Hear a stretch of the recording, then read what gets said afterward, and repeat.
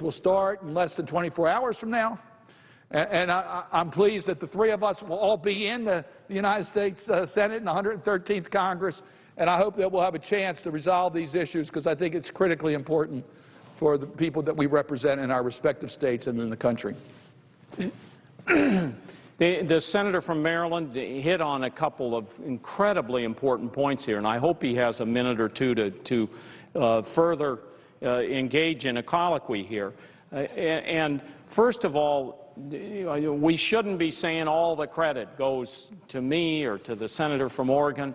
Senator Cardin, the senator from Maryland, participated very actively 2 years ago in the key group of senators who were trying to understand what the rules were all about, why the Senate wasn't functioning, and how do we get to the point of drafting a package and working out a package to make it happen. And I congratulate him for that. I want to also congratulate the senators that have worked on this from about 2006 on.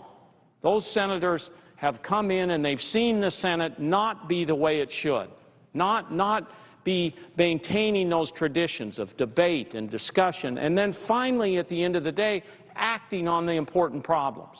The senator from Maryland knows that history, and I appreciate exactly what he said. It should be bipartisan. And as he knows, what frequently happens around here is when you get close to having 51 votes, which we have today, we have 51 votes.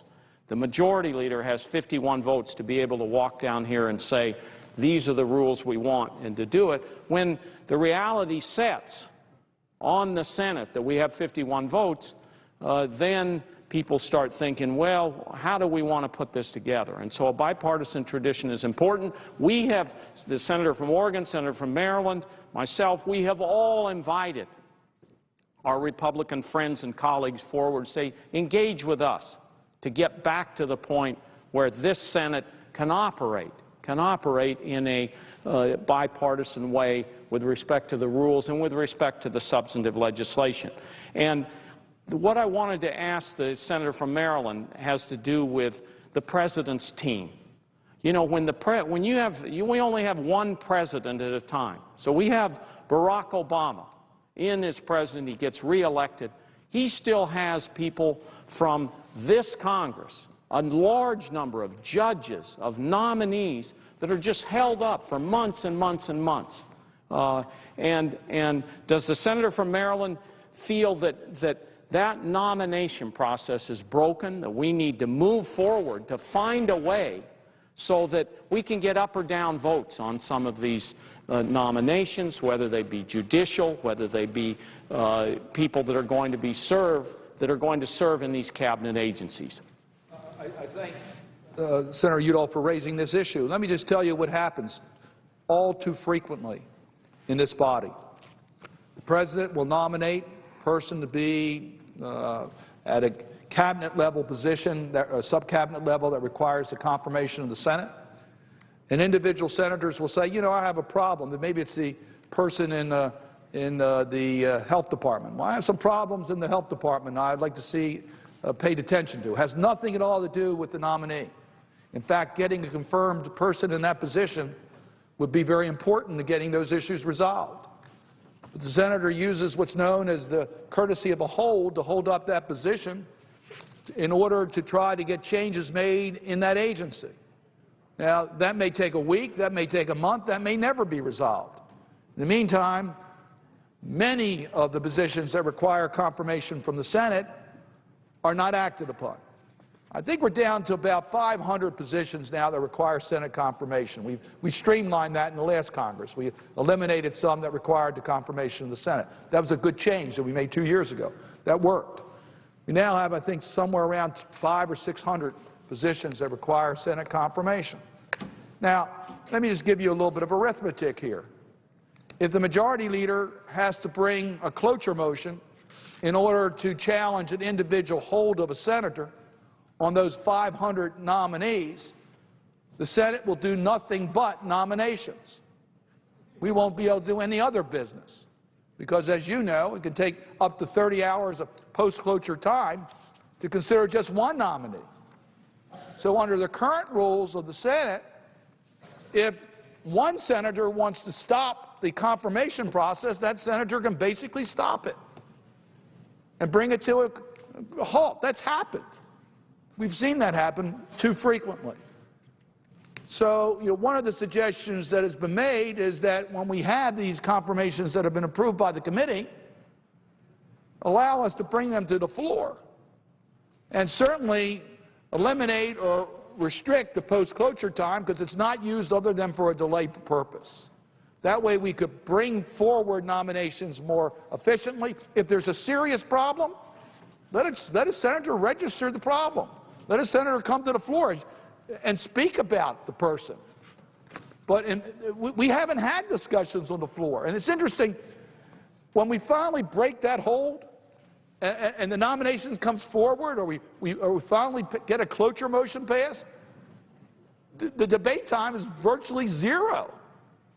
There's no debate time needed for these. It's not like the senator's delaying it because they need debate time. So these are strictly dilatory actions. And for the sake of any administration, whether it's a Republican administration, a Democratic administration, whether it's the first term or the second term, that president should be able to get his or her team in place. And yes, we should take seriously the advice and consent of the Senate. That means we should vote on those nominees.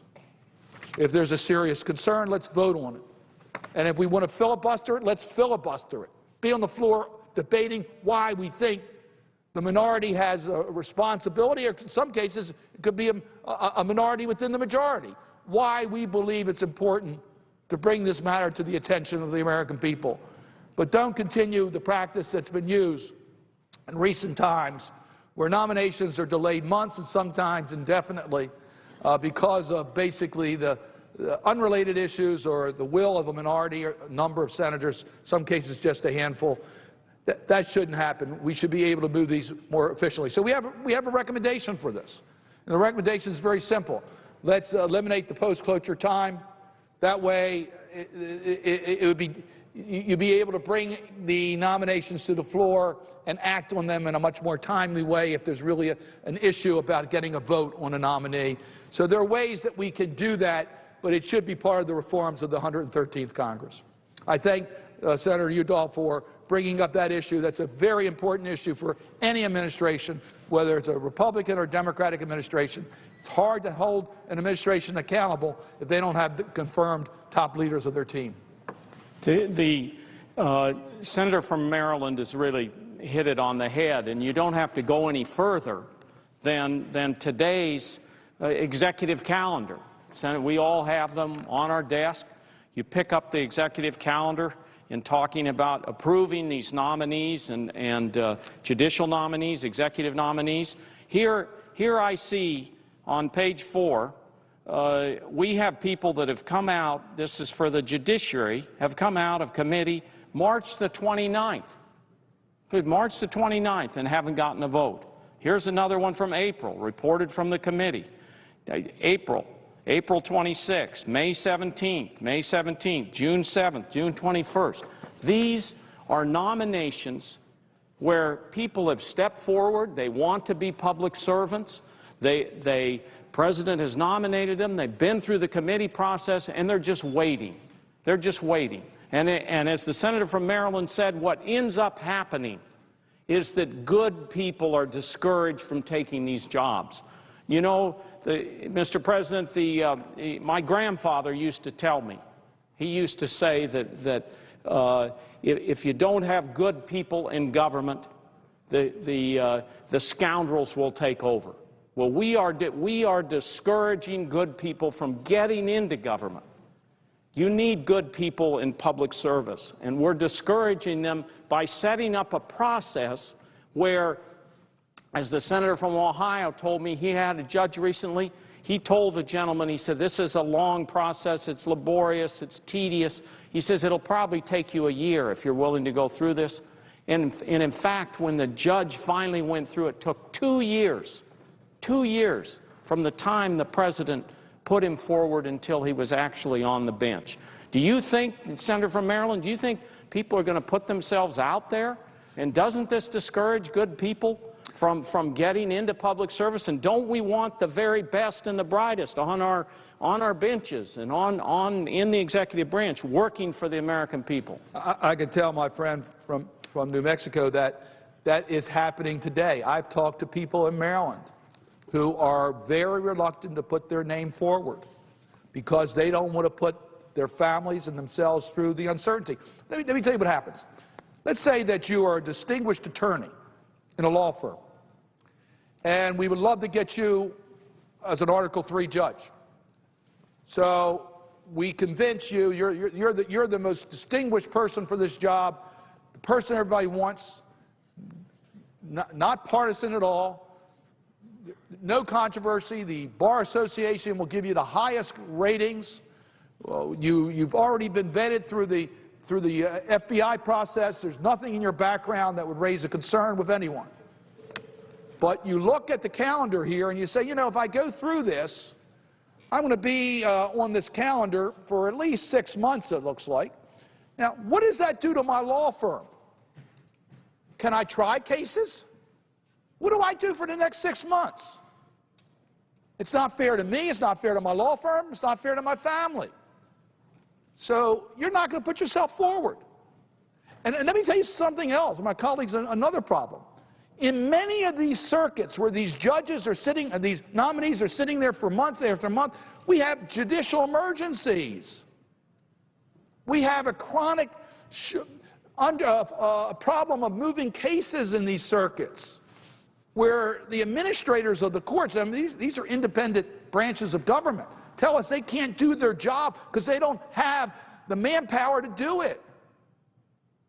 And we're holding up confirmations not because of any substantive reason, because of the process, or because of one person in the United States Senate that for reasons unrelated to that individual is holding up all of these nominations. That's not right. So we are denying our country the very best who cannot step forward under this type of a circumstance. And in many cases, we're denying justice in our circuits because we don't have people in place to be able to timely resolve rule of law issues, which is the basis of our system here in America. So it's a very serious situation, a very serious situation. And we need to resolve how we handle the Article III confirmation process in the next Congress, which starts again in less than 24 hours, as well as the individuals who we want on the boards that need confirmation, the sub-cabinet, cabinet positions. You know, the same thing's true of a cabinet position. If you are an expert in securities issues, and we'd like to get you in the Security Exchange Commission, you're going to sit out there for 6 months. What does it do to your business? Can you do your profession? It's just not right. I mean, I think people are willing to be subjected to the scrutiny of advice and consent. They understand that. What they don't understand is dilatory delay. And that's what's got to come to an end. And I thank my colleague for raising those issues. Yeah, and I thank the senator from Maryland. He's passionate about this. He's explained it very, very well. And I would just ask any senator, look at this executive calendar today. I mean, we are doing exactly what my grandfather advised against when he said, good people, if the good people don't go into public service, the scoundrels will take over. You get second-class government. You don't get good people. We are discouraging good people from going into the government with the procedures that we put them through, with the length of time, with this dilatory delay. This is not the kind of thing we should be doing in the United States Senate. I yield to the gentleman. Well, I would ask my colleague, I dare say that most people in this country don't know what a motion to proceed is all about. They don't realize that we can't, the majority leader can't bring a bill. Bill might have been reported, we might have a farm bill.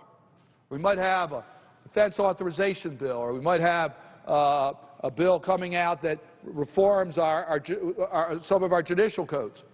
Comes out of the committee, bipartisan vote. I think our constituents would be surprised to learn that the majority leader just can't bring that bill to the floor. It's got to go through what's known as a motion to proceed. Now, what can happen in that motion to proceed? You might want to just tell us the problems we have today. because we couldn't get to a lot of motions to proceed. And the senator from Maryland's hit it on the head. I mean, look at what we're talking about on a motion to proceed. I think it would surprise the American people to know if the majority leader comes to the floor. And this isn't to make it partisan in any way, 55 Democratic votes. And the majority leader says, well, I see we have a serious housing problem, and we want to put a housing bill onto the floor of the United States Senate. I don't think people realize the majority leader, if he doesn't have any agreement at all, then he has to file a motion to proceed to that bill. And if all the delay and roadblocks and obfuscation are put in front of him, it takes him 8 days to get to the bill if he can get 60 votes.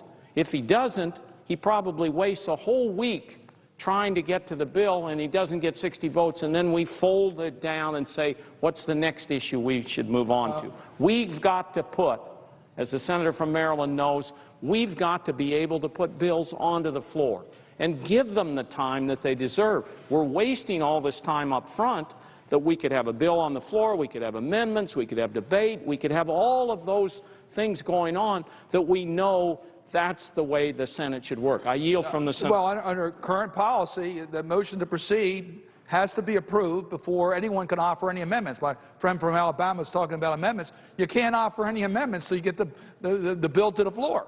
So here, the majority leader is trying to bring up this bill to deal with housing because we have a housing crisis. Came out of the committee. Everybody's ready to move on it. But he can't get the motion to proceed approved. So we're in no man's land, literally. Can't offer amendments, can't proceed on it. So now the majority leader has one of two choices. He can wait till we reach an agreement, if we ever reach an agreement, or he can file cloture.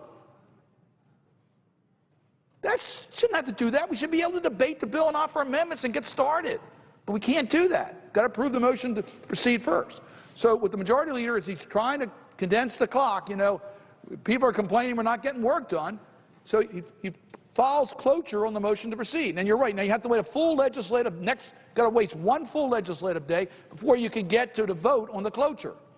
And then if we get to the vote on the cloture, this is just on a motion to proceed. This doesn't deny any member the right to offer any amendments, germane or non-germane. Now, let's say that the majority wants to approve the motion to proceed, so we get a 60 vote on the cloture. And remember, this is the third legislative day. And we approve it. Let's say it's approved 95-1, because there was one objector.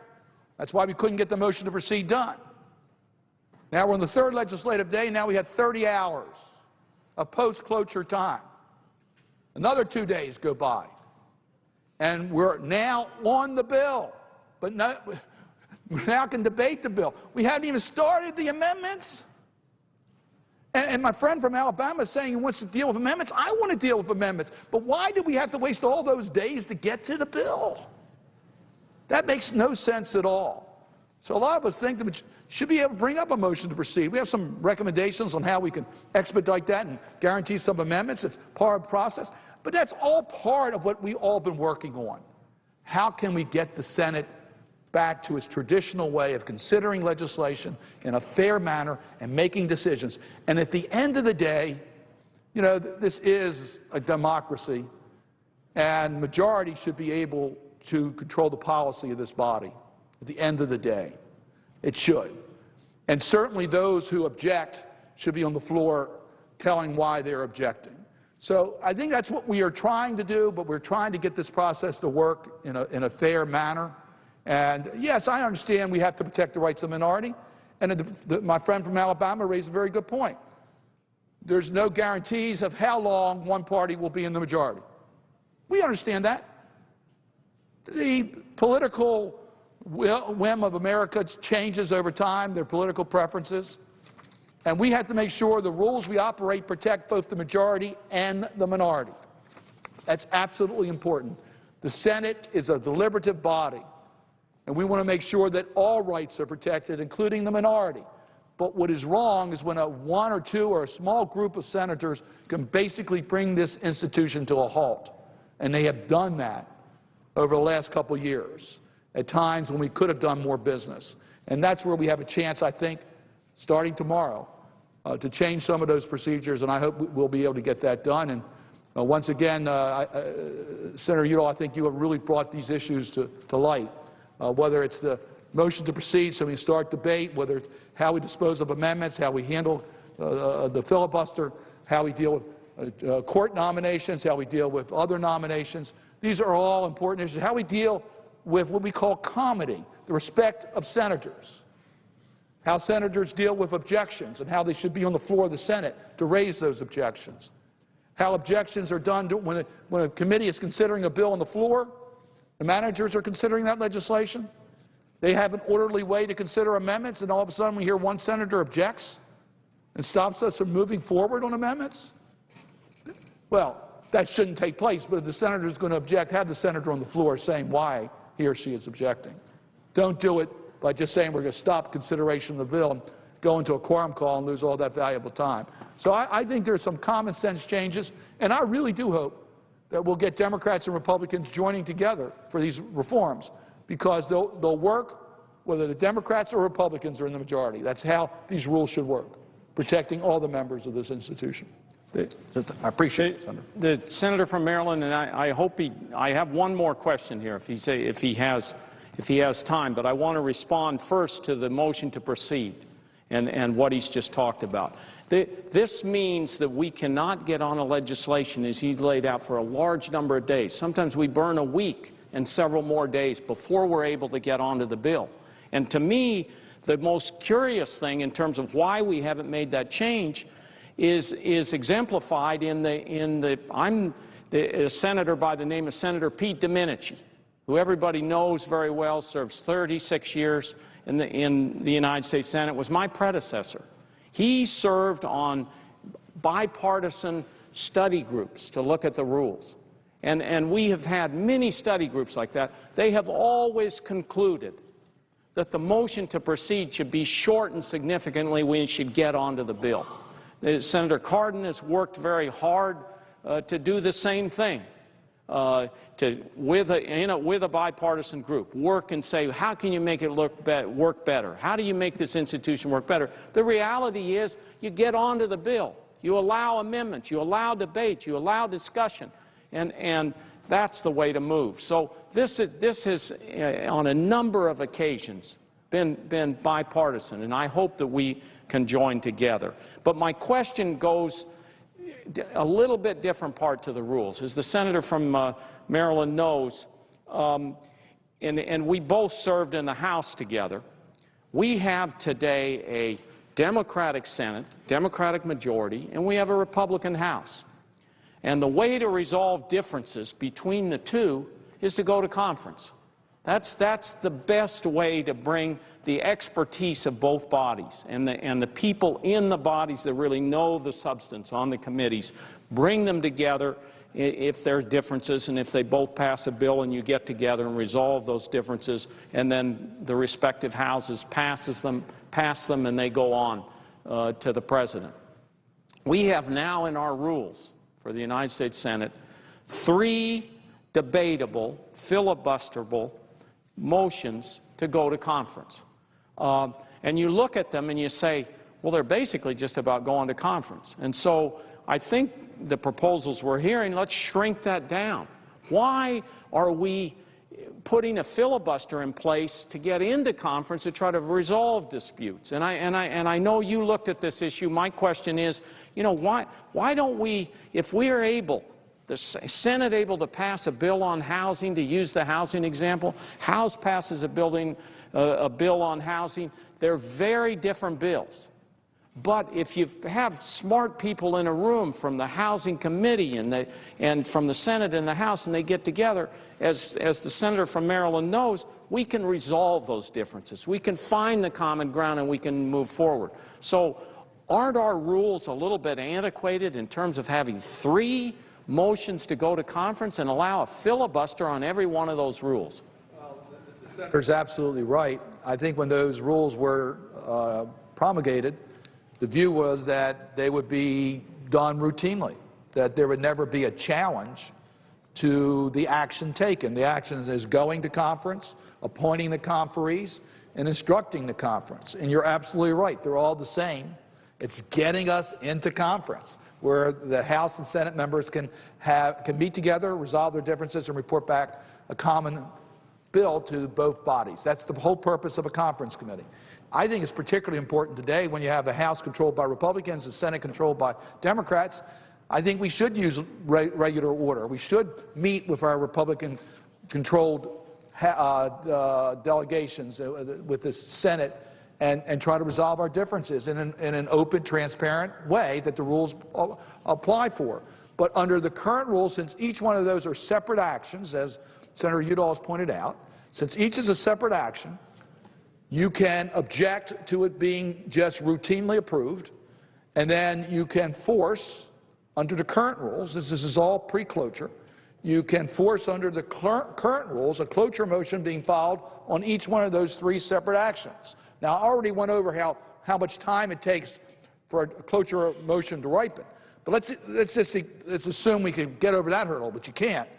Each one of those cloture votes, even though they may be 95 to 1, 99 to 1, you got 30 hours of post-cloture. You start adding it up. You're going to lose over a full week just to get into cloture, which obviously means we can't get into conference. That means we can't get into conference, basically. We can't use the process, the deliberative process to resolve our differences. We can't use in the Senate unless we have unanimous consent, basically. And that's wrong. So we do have a recommendation, and I'm pleased that you pointed out that we are working with Republicans. We've had a group of Democrats and Republicans working together to try to resolve some of these differences, and I think there's general agreement to collapse those three motions into one motion so that at least you can eliminate the extra 2 votes and potential cloture votes and post-cloture time that would be required. That, I think, is a relatively easy change for us to make. I really don't know of anyone who objects to that. I haven't heard of anyone who objects to that. I would hope we could get that done. I mean, when we start looking at where we could change the procedures, where we hope we could get bipartisan support, I think going to conference is one area we can get bipartisan support. I agree with you. I haven't heard of anyone who really believes that the motion to proceed has been used in the proper way. I think we can find a way to condense that. I hope we can. There's been some recommendations, bipartisan recommendations, to have orderly ways in which we can go to the motion proceed immediately by certain guaranteed amendments or where the 2 leaders have agreed to go to a bill. So I think we could do that. I think there's also been some agreement on the nomination process to shorten the time so that we can move that along. I think we have both Democrats and Republicans that are in agreement on it, and I hope we can figure out a better way, so we don't have to file all these cloture motions and waste a lot of time, that those who object are on the floor debating the issue and have the burden to debate the issue, because I think that's an important reform that needs to be done. The Senator from Maryland, you've been here a little bit longer in the Senate than I have. Could you talk about how many conferences we've done? You served in the Maryland Assembly, in the legislature. You saw conferences all the time. I remember my early days in the House, we had conferences all the time. My sense is the majority leader, looking at this path to get the conferences, said, well, that just takes too much time. So we don't. But could you comment on how I appreciate that. I probably am in a position that most of the members of this body are not in. That means I've served on one conference committee. I've been here 6 years. I've served on one conference committee, and it was a successful conference committee. It dealt with the payroll tax extensions and some of the other changes, and I was able to serve on that, and we were able to reach a conference agreement, and we were able to get our work done in a timely way. We got it done early by the Senate standards and the legislative standards. I'm trying to think whether there were any other conferences that have reported back. I think we had one maybe on aviation that reported back. I don't think there's been more than a handful of conferences that have met in the last several Congresses. I mean, maybe a couple each Congress. Now, you think about that and how many bills were there differences between the House and Senate. So it's a rarity. It's virtually not used. And interestingly enough, when it is used, we generally get better results, earlier results, more open results. You know, one of the things I just think is wrong, and I appreciate you mentioning serving in the state legislature. I'm a former speaker of our state legislature. I think you get better laws when you use the legislative process, when you have a more open process, where the committees work, where you bring the bills to the floor and you actually debate them and amend them on the floor of the Senate, and where there's differences between the House and the Senate, they're worked out actually by the members. They actually meet and work out their differences. We're the ones who are accountable for the legislative process. We're the ones who shouldn't be some super committee or bargaining units that's set up between the President and Congress. That shouldn't be the ones. It should be the legislators who make these decisions. And that's why I think it's so important to get the committees functioning, to get the floor of the Senate functioning, to get the conference committees functioning. I think if we can do that, we're going to get better laws, laws that make more sense, that are better understood, and will stand the test of time. And that's what I think all of us are trying to do. We ran for these jobs because we believe in our system. We believe in the richness of an independent legislature, where we're held accountable for the work that we've done. Quite frankly, it's difficult for us to get our work done in an accountable way if we don't have an open, transparent system. And when you don't have a conference committees that can function, or you don't have committee work that can come to the floor of the Senate, then we are diminishing, I think, our constitutional responsibility to the people who have elected us. And I thank the senator from Maryland, and I thank him very much for his commitment to pursue these bipartisan rules changes, to make sure that the rules do get changes. And I know I reminded him about my predecessor, Senator Domenici. I mean, Senator Domenici would fight for things hard, but whenever he tried to look for bipartisan solutions, coming back now to the motion to proceed, Democrats and Republicans said, we got to get off this motion to proceed, we got to get on the bill. And so I thank him. Senator, you've been the one who have really brought this to, I know you've included others, and certainly Senator Merkley has been in the forefront of this. You've taken a real leadership role in this, and you've done it in a very open way. And we all want this done with Democrats and Republicans working together, because we recognize this system only works when Democrats and Republicans can work together. And that's why you've taken the time today on the floor of the Senate. You've been very open about this issue. You've taken it to a lot of groups explaining the impact. People talk to us all the time, why can't we do more to help the environment? Why can't we do more to help working families? Why can't we do more for affordable housing? Why can't we do more for preventive health care? And we say, well, we can't get that bill to the floor of the Senate. And they say, what are you talking about? What are you talking about? Can't get it. You're a senator. Bring it up on the floor of the Senate. You heard Senator Sessions say, you know, senators can offer an amendment at any time. Just try. We want the system to work. Whether you're a Democrat or Republican, you want the system to work. And that's why we're taking this time today, at the end of the 112th Congress, to say, look, what happens on Senate rules and procedures affect every person in this country.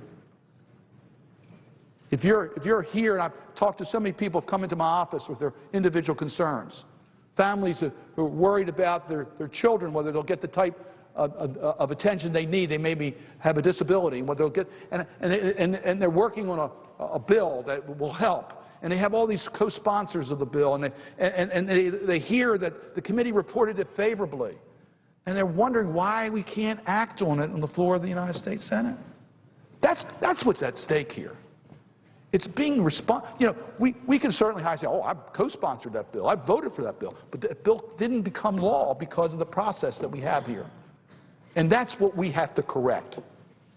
And that's going to be our responsibility starting tomorrow at noon, to deal with the rules and procedures so that we're in a position during the next 2 years to end the gridlock that has happened on too many issues. Yes, the public understood somewhat the gridlock on the fiscal cliff. They don't understand the gridlock on that bill that affected that family with a child with a disability. They don't understand why that bill didn't make it to the finish line. We understand that. And what you're doing is taking action so that we can be held accountable and do our work in the most efficient way for the American people. And I'm proud to have joined you in these efforts, and I just urge us all to do everything we can in the next 24 hours so that we can get progress made. Look, we all know we're not going to get everything we want. This institution doesn't work that quickly. But let's make progress, and I think we can make progress in the 113th Congress. And I thank the presiding officer. I thank the senator from New Mexico for your leadership on that. And I thank the senator from Maryland for his really sincere effort to pursue bipartisan rules reform, because I think if we all work together, we can make the Senate a much better place. I'm reminded when we have this discussion about when we talk about the great traditions of the Senate, I just thought I'd talk about two periods here where the Senate really stepped up to the plate. We had crucial national issues facing us, and they were issues of war and peace. They were issues of terrible environmental destruction. And the fact is, the United States Senate, in its best tradition, stepped forward and acted and moved forward. And one of those traditions occurred in the 40 years. The great traditions of the Senate acting occurred in the 40 years before the Civil War. People may not know it, but it was the United States Senate and the legislation that was passed through the Senate and signed by the President that prevented us for 40 years. They held the Union together. They held the country together, and they didn't let it get into civil war. And it was people like Webster and Calhoun and all the senators at the time focusing on what the issues were. And whether it was the Missouri Compromise or some other issue that had to do with slavery, they found the common ground and they held the Union together. And they did it for 40 years. And that, my friends, is in the best traditions of the United States Senate. Figuring out where the common ground is. But you can't do that. You can't carry out that tradition unless you can get bills on the floor and you can amend them and you can have debate, and then eventually you get to a majority. And of course, we want the minority to be able to be heard, offer amendments, but the crucial thing is at the end of the day, unless there's such a strong minority in terms of its activity, that you get to a majority vote. The other period of time where the Senate was in its glory days was in the 1960s and 70s. I mean, we had huge national problems in terms of civil rights. We had lynchings going on. We had discrimination going on, housing discrimination, discrimination in public accommodations. And there was a big push to try to get rid of that in our society. And it was the United States Senate that stepped forward and crafted civil rights legislation that allowed us to move forward. And many people will remember in the 1970s, the glory days of the Senate, when you had environmental destruction, rivers catching on fire. Those pieces of legislation, the Wilderness Act, the Clean Water Act, the Clean Air Act, all of those pieces of legislation were crafted in the Senate by people like Ed Muskie and Senator Stafford and others, Democrats and Republicans working with each other.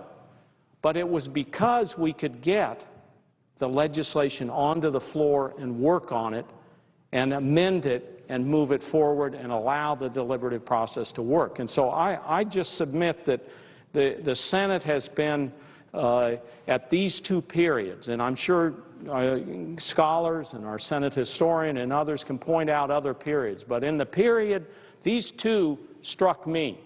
The period, the 40 years before the Civil War, where the Senate, and in its deliberative way, held the Union together for 40 years, and in the 1960s and 70s, where we addressed civil rights, environmental legislation, and many of the other big national issues that were facing us. And so here we are as a country with the need for having a national energy policy, for dealing with issues like climate change, protecting middle-class families and trying to make sure that we have job growth and economic development, doing everything we can to bring down the cost on health care, but making sure that our citizens have high-quality health care. We face tremendous issues here, and the Senate, in many, many cases, has been unable to act. We've been unable to act because the rules are being abused. This filibuster is not out in the open. It's secret. It's silent. And we have the opportunity to act in the first legislative day. So on that first legislative day, I'm going to offer a motion. I'm going to offer a motion. It's a very simple motion that my predecessor, Clint Anderson, offered. He offered it for the 25 years he was in the Senate. And he would just, on the first legislative day, he'd offer a motion. Move to adopt the rules of the Congress for him, whatever it was, this motion dealing with tomorrow, move to adopt the rules for the 113th Congress. And then we focus on what those rules should be. And I hope our Republican friends will realize, and I know they realize, I know they understand the dysfunction, and find a way to join with us to make the Senate a better place. And with that, I yield the floor. I'm going to reclaim the floor here, Mr. President, if I may, and I ask to be recognized. The Senator from New Mexico. I ask unanimous consent that morning business be extended until 5 p.m. with all other provisions remaining in effect. Without objection. I would just finish thanking my friend and a very close colleague on this particular issue, the Senator from Oregon. I know he has worked diligently on framing the talking filibuster, trying to bring it open and make it be a public process that's going to work for the whole Senate, and he's been a key player in all the other rules reform, especially those two packages that we put forward in the last Congress. So I thank the Senator from Oregon. I thank the Senator from Maryland. I now see on the floor the Senator from Illinois, who also has been here for a significant period of time. He's watched the rules operate, and I think he believes that there's been a lot of abuse and that we need to get down to the business of reforming these rules in a way that is going to work for the minority. We know we'll be in the minority sometime, and work for the majority, and we can do the work of the American people. I yield to the Senator from Illinois, Senator Durbin. Well, I thank the Senator from New Mexico, and I also thank the presiding officer from Oregon for their leadership in talking about rules reform. They are relatively new to the Senate. I've been here a few years, and I've seen a dramatic change here, and it's not for the better. I can recall when I came here, fresh from the House of Representatives, as the Senator from New Mexico did, that I had my First Amendment on the floor. And a lady named Lula, who was the floor manager on the Democratic side, came up to help me, this brand new green freshman, with his First Amendment on the floor. And she said to me, so let me explain to you. You have 1 hour, and then the senator on the Republican side will have an hour. And I said, well, is that equally divided? She said, no, you have an hour. To say to a member of the House you have an hour is just unthinkable. You know, you get an hour for a special order at 11 o'clock at night. Otherwise, get 60 seconds is considered to be a luxury in the House. I didn't know what to do with an hour, and I certainly didn't use it all. But it's an indication of amendments coming to the floor with real debate. There was a senator from South Carolina who opposed my amendment on the floor as well. And I can also remember coming to the floor and offering amendments literally on the spur of the moment when something came up that I thought was worthy. Now, I didn't always win, but that wasn't the point. I wanted to have a vote, a debate, then a vote. And it happened. Now that's almost unheard of. What we go through are these vote-a-thons where we have these long series of amendments with 60 seconds of debate before the vote. And it troubles me because that isn't what the United States Senate is supposed to be about. I had a friend of mine in the House, the senator from New Mexico, probably heard of if he didn't know, named Mike Sinar of Oklahoma. And Mike Sinar used to listen to members of the House of Representatives whining and crying about the controversial amendments that they were forced to vote on. And Sinar, who was rather candid in his comments, said, if you don't want to fight fires, don't be a firefighter. And if you don't want to vote on controversial amendments, don't run for the House of Representatives. That's what we're here for. I tend to take the same point of view. Maybe it's because after a few years you voted on everything at least once. But we've got to get back to this point where we just aren't lurching, as now, from one quorum call to another with an empty Senate chamber waiting for something to happen. There's a lot out there for us to talk about, and we should. And I think the American people would feel a little better about us if we sat down and at least honestly debated an issue and voted with some frequency. What you're trying to do now is to stop what I consider to be a gross abuse of the filibuster. What we've been through here has really destroyed the functionality of the United States Senate. To think that any person can come to the floor and basically bring this place to a halt, not just for an hour or a day, but maybe a week, you know, that goes way beyond what I believe was the intent of creating this body. We wanted to be here in those historic moments of titanic debates over issues that really changed the course of history and to reflect and respect the rights of the minority. But now it has just become, unfortunately, one sad example of obstructionism to another. And I think you're moving in the right direction. I'm not sure we're going to achieve exactly what you want. But I can tell you, we wouldn't have this conversation if you and Senator Merkley, the presiding officer, hadn't shown such initiative for years. You've been at this for years, if I'm not mistaken. And I do believe that it's going to end up in a change in Senate procedure, which I support, that will try to make people stay on the floor. I had one example the senator from New Mexico may remember, where a senator from Kentucky, now retired, Senator Jim Bunning, objected to the extension of unemployment benefits.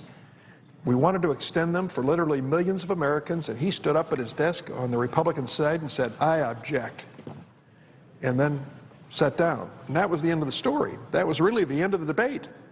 And so I went to the floor and I said, I just want to give notice to the senator from Kentucky. I'm going to renew that request every half hour. So he better return to the floor, because he has to object every time. And this was late at night. And we mobilized a number of people in the cloakroom, and we came to the floor, and we kept it going. And finally, he got up and complained that he was missing the University of Kentucky basketball game on television because of this.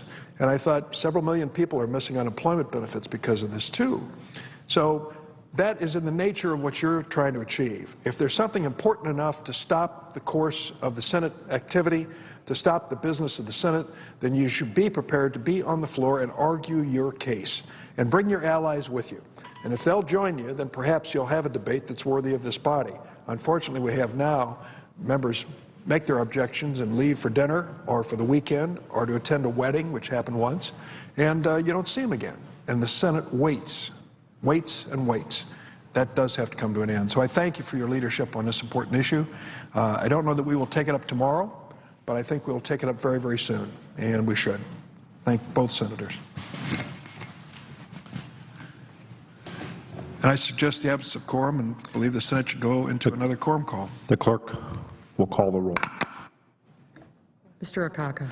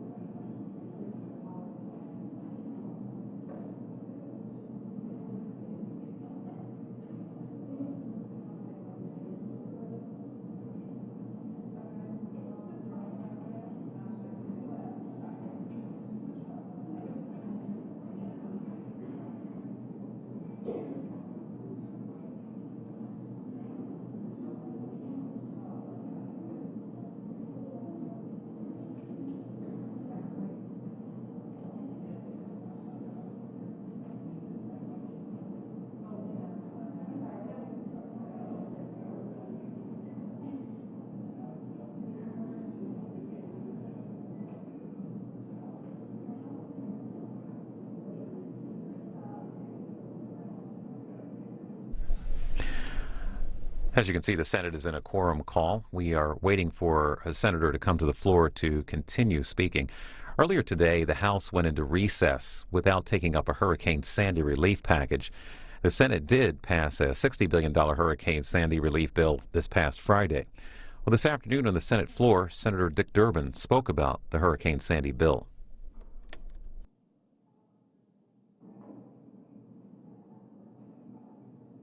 Without objection. Mr. President, I want to join in the remarks of the Majority Leader. What a disappointment to learn that last night the House of Representatives failed to bring up the supplemental appropriations bill, which is providing relief for the victims of Hurricane Sandy. The Senate passed this bill, you know, not that long ago, just a few days ago. $60.4 billion, a supplemental appropriation that passed here by a vote of 62 to 32, a strong bipartisan vote. It didn't include everything that the governors of New York, New Jersey, and other states had asked for, but it did provide critical funding to help those who'd lost their homes and their businesses. We expected the House to act on this.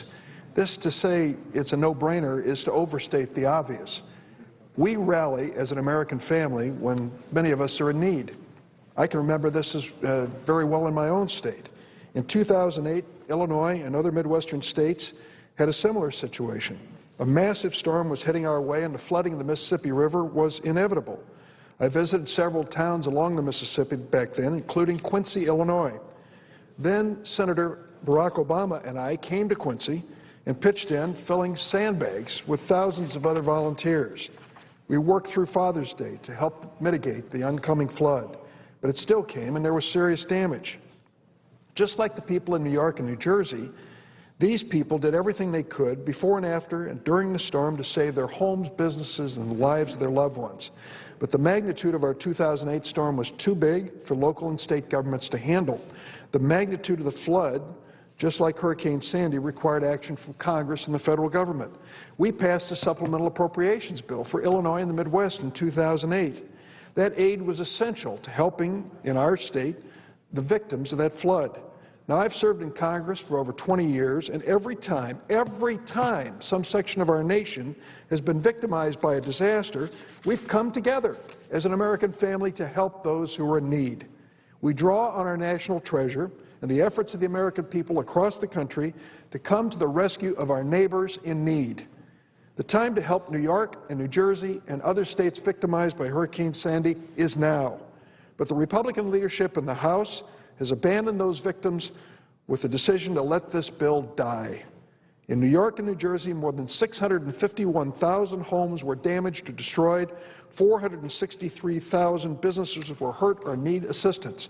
According to the senators from those states, that either matches or exceeds the magnitude of the disaster of Hurricane Katrina that struck the states on our southern coast on the Caribbean, Gulf of Mexico. Hundreds of miles of roads and rail were damaged and will need to be repaired. However, the rebuilding is on hold because of a political decision by the Speaker of the House and Republican leadership. I can tell you, I know full well, because Senator Schumer is in the leadership, and I've watched as he and Senator Gillibrand, Senator Menendez, Senator Lautenberg, and others have worked to build a bipartisan coalition in the House to pass this critical measure.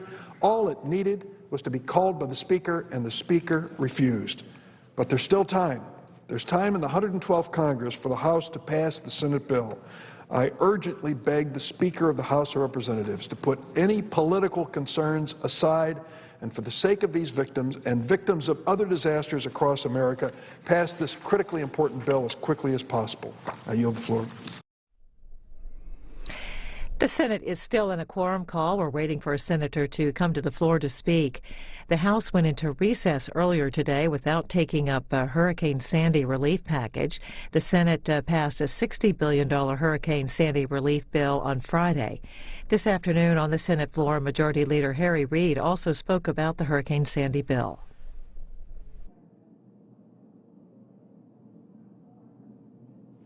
Mr. President, I'm really stunned by what didn't happen in the House of Representatives last night. I appreciate with the support of all but a handful of Democrats and just a handful of Republicans, they passed something to keep us from going over the fiscal cliff, and that's admirable. Nancy Pelosi is to be, she deserves such accolades for carrying more than her share of the weight over there in passing this bill. But one of the things they didn't do last night, I'd like to read to you a letter. Actually, it's an email from a person by the name of Barry Kolstein, K-O-L-S-T-E-I-N. It was written, owner of perhaps the oldest and one of the most recognized violin-making shops in the United States, located in Baldwin, New York. The shop was severely damaged by a recent Hurricane Sandy. Buildings we owned and occupied for over 32 years with never a problem were terribly damaged. This storm compromised my building inside and out, with facilities within the building backing up, pipe breakage, roof damage, plus the horrid conditions that literally assaulted all the buildings in my immediate area. Sandy decimated my building as well as the neighboring buildings that perhaps was one of the most stable and viable businesses areas of Baldwin, New York. My shop has been closed since the storm. We're doing our best to afford the restoration of the building and repair the numerous fine old pedigree string instruments, violins, violas, cellos, basses. They were also horribly damaged. We lost machinery, tools, supplies, and most all of our filed records. This is a nightmare, a true nightmare. And at the age of 63, I never thought I would be faced with this. Mr. President, there are tens of thousands of people in New York, tens of thousands of people in New Jersey and other parts of the Northeast who have had their lives turned upside down. Now, I am dismayed and really saddened that the House of Representatives walked away last night, didn't even touch this after we spent so much time here on the floor doing something to help that beleaguered part of our country. I was happy to help with Katrina. I was happy to help with that violent storm that hit Joplin, Missouri. We all were. We moved in quickly. It's been months now, and these people are still suffering. Governor Cuomo, Governor Christie, they've done their best with the limited resources that are available when a disaster like this occurs. This is known in the law as an act of God. No one knew it was coming. No one had any idea that this terrible storm would do the damage that it did. It was the perfect storm because you had different elements working against each other to create this terrible situation. So I repeat, I'm dismayed and saddened that the House of Representatives adjourned last night without addressing the pressing needs of these people. Millions of residents. There are still hundreds of thousands of people who don't have a place to live, whose homes and businesses are damaged or destroyed, as I've indicated from Ms. Kolstein, by this terrible disaster. And it's really heartbreaking to leave these victims of Sandy stranded and waiting for help. Mr. President, this storm damaged or destroyed more than 700,000 homes in New York, New Jersey, and New England. We have the power to help our countrymen put their lives back together. We did it here in the Senate. We sent it to the House of Representatives.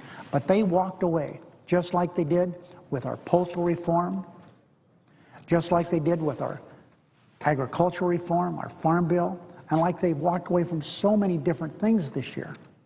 They left these people without help. They're gone. They've left. They're not in Washington. And I'm disappointed we've turned our backs, and I don't include me in this operation or anyone in this Senate. We worked on a bipartisan basis to get this done. But I am deeply disappointed that the House of Representatives have turned their backs on people who are suffering. And please understand, everybody, this does not include the leadership of Leader Pelosi, Leader Hoyer. They've done their best to gather their troops to help in any time, anything that's needed. But it's not who we should be as Americans, just to walk away from these people. Wintertime is now there. When disaster strikes, be it fire, flood, storm, or earthquake, We, in the past, haven't paused, and we don't delay, but we have here. As Americans, we respond with haste at a national level when American lives are at stake and American communities are shattered. It's no wonder how people feel about Congress. Just leave town.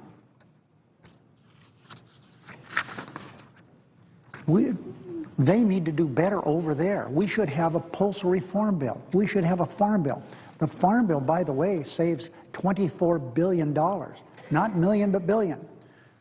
Debbie Stabenow, the chairman of the Agriculture Committee, worked so hard to get this done. We had a bipartisan bill that passed the Senate overwhelmingly. But why did the House of Representatives drop it? Well, they dropped it because the same pork barrel programs that help people that don't need help in that farm program were taken out of the bill. So now we're on a short-term extension. The benefits that these people don't deserve, they're still getting them. So they need to do better over there, Mr. President. Compromise is hard. We know that. Sometimes compromise doesn't happen when we want it. Compromise sometimes doesn't satisfy either side. But as I've said here and other places, when I practiced law, Mr. President, you had the concept that it was a good settlement when both sides walked out unhappy, having reached a settlement. And that's what we did here night before last. Actually, it was yesterday. It was well after midnight. It was a piece of legislation that we weren't all elated about, but it moved the ball forward. We have so many more hard decisions to make in the year ahead. So unlike others behind us in this Capitol, I'm not going to stoop to name-calling. I just want people to work and do what they need to do. Let the House of Representatives work its will. Let Democrats and Republicans in the House of Representatives debate. They have an easier time over there. They can set rules on how you debate. They can have a rules committee. They can set how long you debate, on what subjects. But let the body work its will, which hasn't happened. So it's a sad day when we turn our backs on millions of our fellow Americans during their time of greatest need. And that certainly is what has happened here.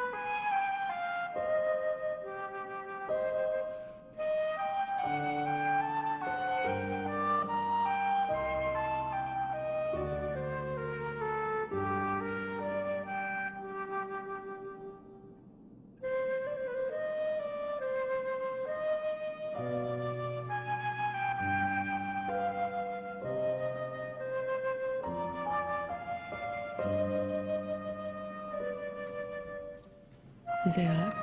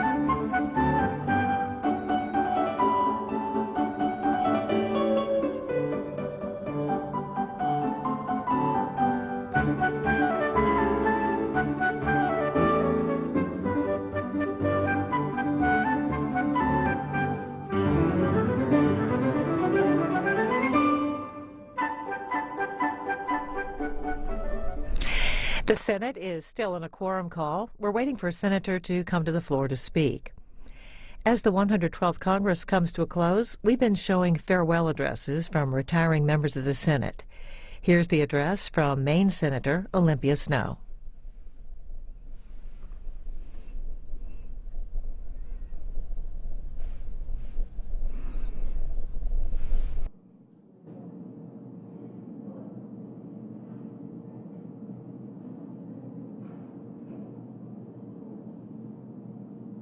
Appreciation for the institution of the United States Senate, as well as a profound sense of gratitude as I prepare to conclude my 18 years in the Senate and my nearly 40 years in elective office on behalf of the people of Maine. Madam President, it's been difficult to envision this day when I would be saying farewell to the Senate. Just as it was impossible to imagine I would one day become a United States Senator as I was growing up in Maine. But such is the miracle of America that a young girl of a Greek immigrant and first-generation American who was orphaned at the age of 9 could in time be elected to serve in the greatest deliberative body the world has ever known and become the third longest-serving woman in the history of the United States Congress. And so in contemplating how to begin my remarks today, I was reminded of the words of the renowned American poet and son of New England, Ralph Waldo Emerson, who said, "Cultivate the habit of being grateful for every good thing that comes to you and to give thanks continuously. And because all things have contributed to your advancement, you should include all things in your gratitude." That perfectly encapsulates how I'm feeling on this day, Madam President, thankful and blessed. And in that light, I first and foremost want to thank the people of Maine for allowing me to be their voice, their vote, and their champion for 16 years in the U.S. House of Representatives and for 3 terms in the United States Senate. One of the definitions of the word trust is a charge or duty imposed in faith or confidence. And to have had the trust of Maine people who have placed their faith and confidence in me is an honor of indescribable magnitude. Indeed, serving my magnificent state over the past 34 years in the halls of Congress has been the greatest privilege of my life. I also want to thank my amazing husband, Jock McKernan, who's up there in the gallery, who, as you know, was a former congressman and former governor of Maine. In fact, when Jock was governor while I was serving in the House of Representatives, we used to joke that our idea of quality time together was listening to each other's speeches. But truly, we've shared a passion for public service and quite a unique journey together with 56 years between us in elective office, and we've never regretted a single moment. I'm also pleased to say that he is joined today by very wonderful longtime friends, both Dan and Sharon Miller from Maine. On this occasion, I also think of my family, without whom none of this would have been possible. You know, I've often joked that the secret to my electoral success is coming from such a large, extended family, some of whom we started on campaigns at birth, I might add, but they have been a source of boundless love and support over the years, through the struggles as well as the celebrations, and I thank them from the bottom of my heart. It is also impossible to serve for this long and at this level without dedicated and exceptional staff, and during my tenure in the House and Senate, I've had nearly 400 people on my staff who have helped to make all the difference for me, for Maine, and for Washington. Here, we've had tremendous support with the invaluable guidance and efforts on the part of my staff through the extraordinary events of more than 3 decades, and they have represented the very best and brightest the nation has to offer, and they're here today in the back of the chamber and up in the gallery, and I applaud them time and time again. In fact, we had a wonderful reunion of all of my staff, and I realized it just simply would not have been possible to have been on this legislative journey without them. And the same is true of my staff in Maine, who have not only been my eyes and ears, but also my stalwart surrogates in assisting Mainers with their problems and in navigating the federal bureaucracies. Like me, they've never been inclined to take no for an answer, and in so doing, they have touched literally thousands of lives, helping to soften the hardest days and brightening the darkest. I thank and commend the stellar staff of the United States Senate, from all of those ensuring the operation of the Senate here on the floor, to the cloakroom staff, to the Legislative Council, to all of our pages who are here from all across America, to all of those who actually keep the facilities running, and certainly to the offices who are on the front lines of Capitol security, protecting our visitors and all of us. You have my deepest admiration for your immeasurable contributions to the Senate and to our country. I want to express my gratitude to the Minority Leader for his gracious remarks about my service. Senator McConnell has worked tirelessly in leading us through extremely challenging moments for the Senate and for the country. His longevity of legislative experience has made him a true asset for this body and for our Republican caucus, and I have the most heartfelt respect and appreciation for his contributions to his home state of Kentucky and to this country. To my friend and colleague, Susan Collins, I want to thank her for her very kind and extremely generous words on the floor last week. Public service was imbued in Senator Collins from her earliest days in Caribou, Maine, where incredibly both her parents, Don and Pat, were both former mayors of the city. And I happened to serve with her father, Don, when he was also in the state legislature. For the past 16 years, Senator Collins has provided exemplary representation not only for Maine, but for America, with her voice of reason, pragmatism, and thoughtfulness. And Maine will truly be in outstanding hands with Susan Collins as our senior senator. I'm also indebted to my great friend, Senator Mikulski, the Dean of the Women in the Senate, and for all women, for her warm and wonderful comments that she made yesterday on the floor. I've known Barbara for more than 30 years, beginning with our mutual service in the House of Representatives. And she is truly a dynamo who's always brought to bear an unyielding tenacity that's consistently been reflected in her vigorous advocacy for those she represents. As I said in 2011, when she became the longest-serving woman in the Senate, there's no one I would rather have surpassing the length of service of Maine's legendary Senator Margaret Chase Smith than Senator Barbara Mikulski. And what a reflection on her legislative stature that she has now assumed the mantle of longest-serving woman in the history of the United States Congress. And as to Madam President and the Chair, I have enjoyed serving with you as well in this august chamber and getting to know you, and I know you will do well into the future. And I've enjoyed working with you over the years, and the same is true of seeing my colleagues, Senator Isaacson, who's my neighbor in the Russell office building, who is a gentleman in every way, and he has been magnificent to work with as well.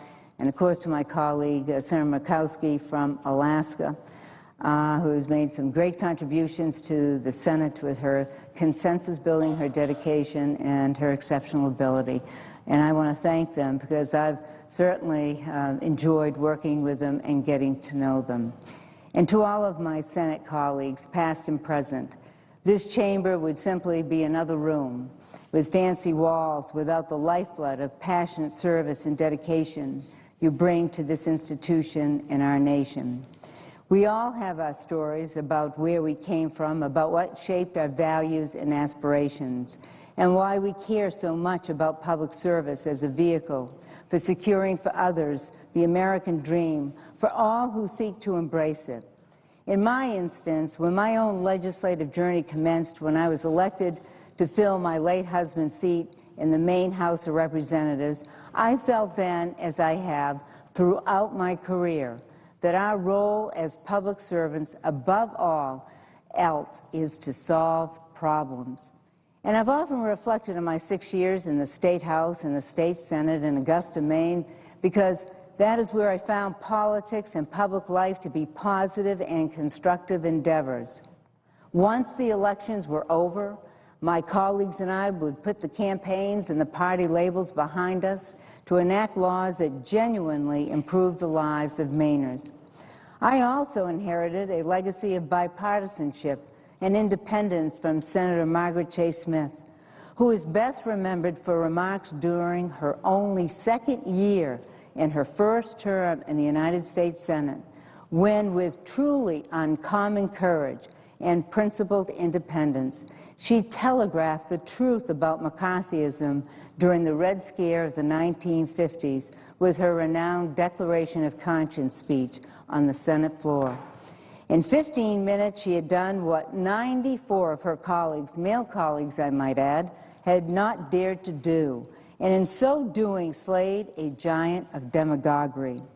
So when people ask me why I may be challenging a particular party position or why I don't simply go with the flow, I tell them, please don't take it personally. I can't help it. I'm from Maine. But that's what Maine people truly expect from their elected officials. They expect you to do what you believe is right, for the right reasons, and for the right way. And we have seen that reflected time and again, not only with Margaret Chase Smith, but in the distinguished service of great senators who have preceded me from Maine, from Ed Muskie to Bill Cohen, and the former Majority Leader of the Senate, George Mitchell. Throughout my tenure, I've borne witness to government's incredible potential as an instrument for that common good. I've also experienced its capacity for serial dysfunction. Indeed, as I stated in announcing I would not seek a fourth term in the United States Senate, it is regrettable that excessive political polarization in Washington today is preventing us from tackling our problems in this period of monumental consequences for our nation. But as I prepare to conclude my service in elective office, let me be abundantly clear. I'm not leaving the Senate because I've ceased believing in its potential, or I no longer love the institution, but precisely because I do. I'm simply taking my commitment to the Senate in a different direction. I intend to work from the outside to help build support for those in this institution who will be working to reestablish the Senate roots as a place of refuge from the passion of politics, as a forum where the political fires are tempered, not stoked, as our founding fathers truly intended. Because the Senate in particular is our essential legislative mechanism for distilling the vast diversity of ideologies and opinions in America so that we might arrive at solutions to the challenges we face. The fact is, we are a can-do country, infused with an irrepressible can-do spirit. It is in our blood and in the very fiber of who we are. It is in the hardworking families and in the limitless entrepreneurship and innovation of our people. And it is profoundly reflected in our heroic men and women in uniform whose unflagging bravery and professionalism I've been privileged to witness firsthand throughout my tenure as they've answered the call in places like Iraq and Afghanistan, with many having made the ultimate sacrifice so that we may live and that freedom may always reign. Here in this chamber, I've spoken to many of you who came here to get things done, to solve problems and achieve great things for our nation. I've heard you lament the inability to accomplish more in today's polarized atmosphere. And as I've traveled throughout Maine and America, even overseas, people would stop me and ask me, what has happened? Has it always been this way?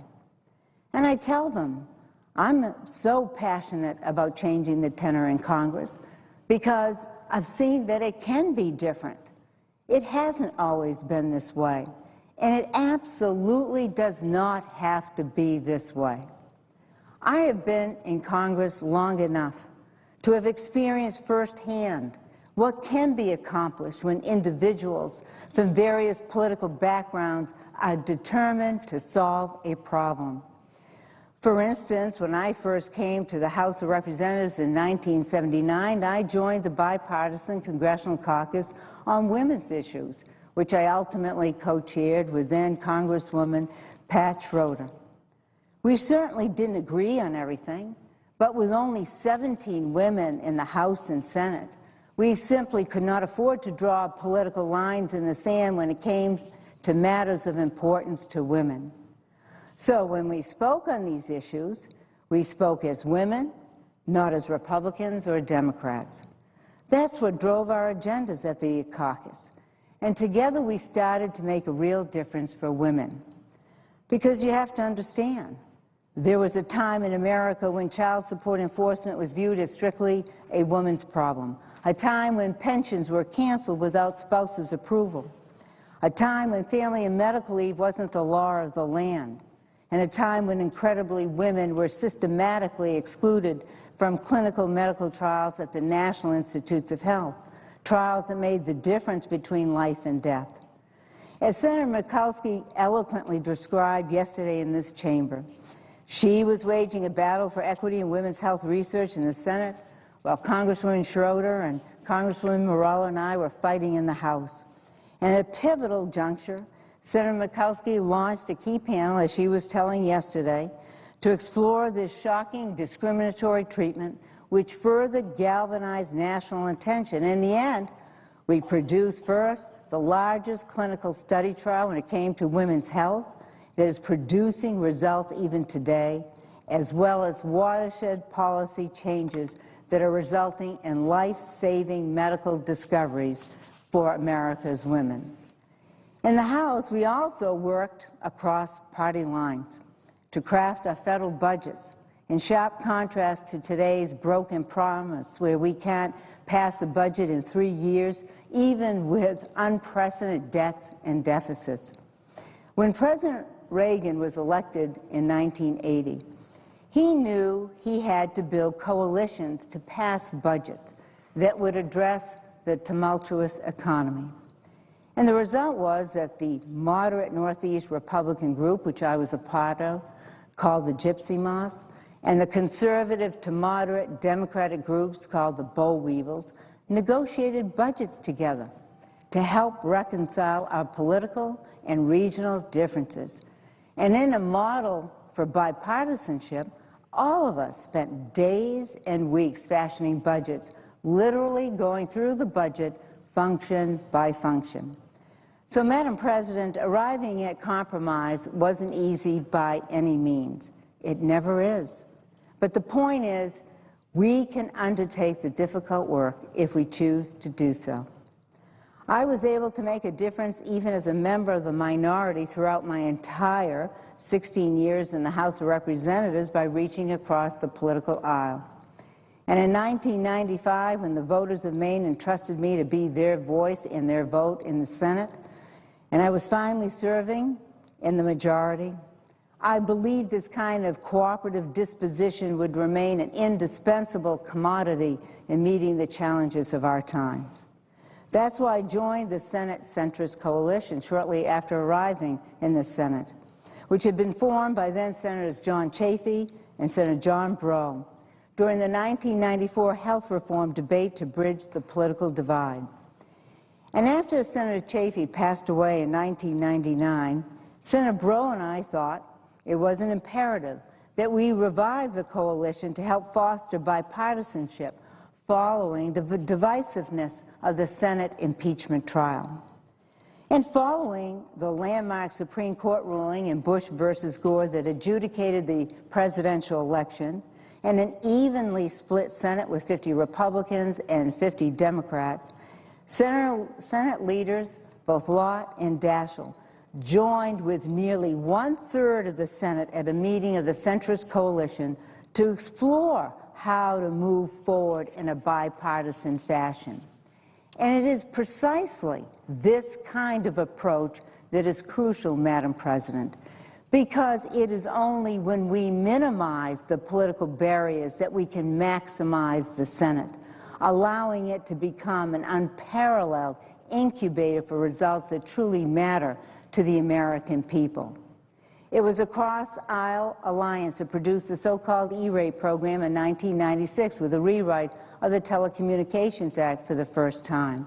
This was a landmark law ensuring every library and classroom in America would be wired to the revolutionary resources of the Internet, which one publication has ranked as fourth in a list of innovations and initiatives that help shape education technology over the past generation.